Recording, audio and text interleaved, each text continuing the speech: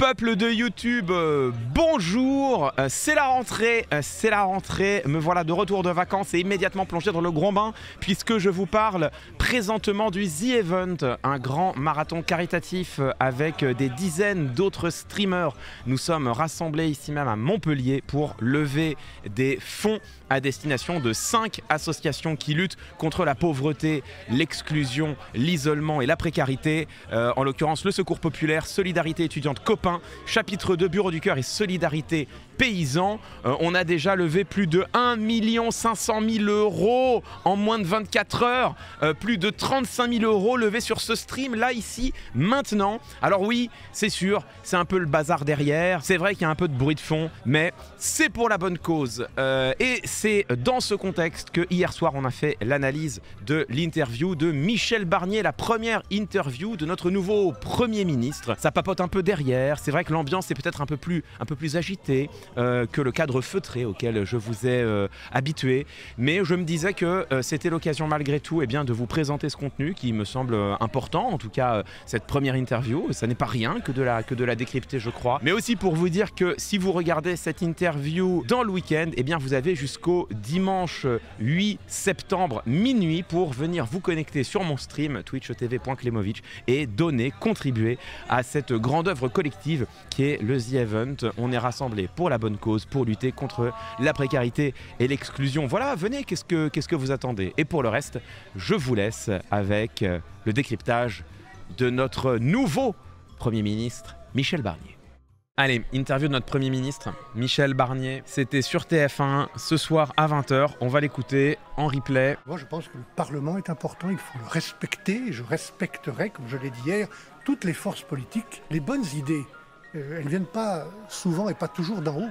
On les trouve sur le terrain. Il y a plein d'idées qui viennent des gens sur le terrain. Il faut les écouter. En fait, la ligne, elle est ultra fine entre un vrai discours de démocratie délibérative et un discours démagogique et populiste qui vise simplement à caresser les citoyennes et les citoyens, le peuple dans le sens du poil en lui disant ce qu'il veut entendre. Il y a une vraie grande différence entre dire que les citoyennes et les citoyens doivent pouvoir avoir du poids dans les décisions, dans l'élaboration des politiques publiques, et ce poids doit passer précisément par de la délibération collective, des institutions dans lesquelles les citoyennes et les citoyens ont un pouvoir institué, officiel, que de dire, même si ça peut y ressembler, non mais il faut écouter les gens du terrain ils savent. Parce qu'en fait ça c'est un appel subtil au bon sens. C'est une forme de populisme subtil qui consiste à dire non mais moi je suis du côté des vrais gens, ok?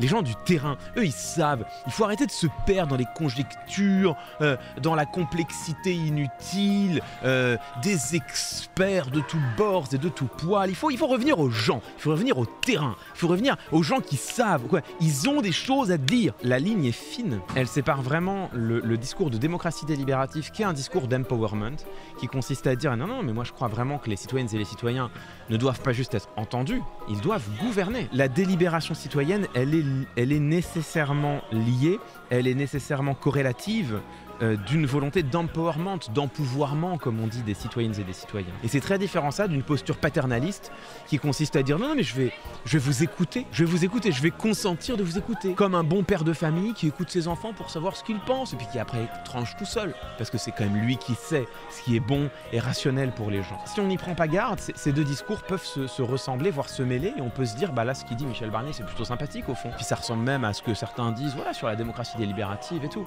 Mais en fait c'est très différent. De prétendre se mettre du côté du peuple en lui donnant gracieusement son oreille, ce qui permet par ailleurs de disqualifier tous les autres gouvernants comme étant des membres de l'élite, de ceux qui croient savoir mais ne savent pas, alors que le peuple, lui, c'est lui au fond qui a le bon sens avec lui. Vous voyez comment est-ce que tout ça se tient par la main, s'entremêle pour construire une idéologie politique qui est intrinsèquement paternaliste et qui n'a rien de commun avec le véritable, authentique combat pour une démocratie plus délibérative qui est en l'occurrence ce pourquoi moi je plaide. On l'a pas eu la légende en bas, hein. Alors attendez, si je tape légende en bas. Et nous allons davantage agir que parler pour trouver partout les solutions qui marchent. Les solutions qui marchent, hein, évidemment, encore une fois, la dépolitisation de la politique pour faire croire que tu prends juste les bonnes décisions et pas des décisions qui expriment des valeurs.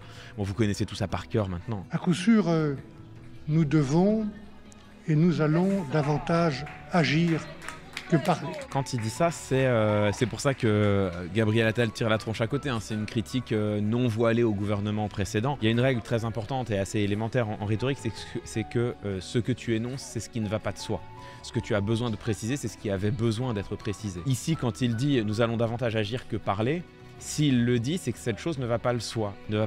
Ça ne peut être que pour une seule raison, c'est que le précédent gouvernement, lui, a davantage parlé qu'agi. Sinon, pourquoi avoir besoin de répéter cela? Quand tu te définis toi-même, tu définis aussi par contraste celui auquel tu t'opposes ou celui auquel tu succèdes. De bonnes solutions apportées par les gens d'en bas. Et puis voilà ce mot qui évidemment concentre en lui-même tout le mépris, hein. Les gens d'en bas, les gens d'en haut et les gens d'en bas. Juste avant, il le dit en plus, les gens les plus modestes. Que les bonnes idées venaient de partout, d'ailleurs, souvent des gens les plus modestes ou les plus simples, quand on prend le soin de les écouter. Déjà dans les plus simples, il y a quelque chose d'une forme de grand paternalisme, d'un regard du dessus supérieur, de celui qui se permet de juger que la simplicité de l'autre est une valeur. On n'est pas très loin du « ils ont rien mais ils donnent tout ». La France d'en bas, c'est encore une chose, parce que là, les gens d'en bas, c'est vraiment, tu cibles les individus eux-mêmes. C'est vraiment, tu t'abrites même pas derrière une métaphore. Avec cette hiérarchie implicite, hein, entre le bas et le haut, et le haut qui est forcément meilleur, supérieur au bas. Par les gens d'en bas qu'il faut respecter. Et voilà, hein, cette idée que les gens d'en bas qu'il faut respecter, souvenez-vous, hein, ce que l'on a besoin de préciser, c'est ce qui ne va pas de soi. Si on explique que les gens d'en bas, il faut les respecter, c'est bien qu'on pense, ou on admet, ou on reconnaît que justement ça ne va pas de soi, donc il faut le dire. Alors ça pourrait être, ça l'est sans doute d'ailleurs, au moins en partie, une critique implicite du gouvernement précédent, là encore, hein. Ça pourrait être une manière de dire que le gouvernement précédent n'a pas respecté les gens d'en bas, mais quand on emploie soi-même pour le dire l'expression « gens d'en bas », il y a comme qui dirait une forme de contradiction intrinsèque dans la proposition, et c'est bien montré que soi-même finalement on n'estime pas que cela va de soi de les respecter, ces gens d'en bas. C'est comme une phrase que l'on s'adresse à soi. Peut-être serais-je susceptible de l'oublier, qu'au fond ces gens d'en bas aussi, il faut les respecter. Beaucoup de mépris concentré en quelques mots, hein, évidemment. Bon, bah écoutez, voilà, ça promet c'est de bien beaux débuts. Les premières heures tiennent toutes leurs promesses.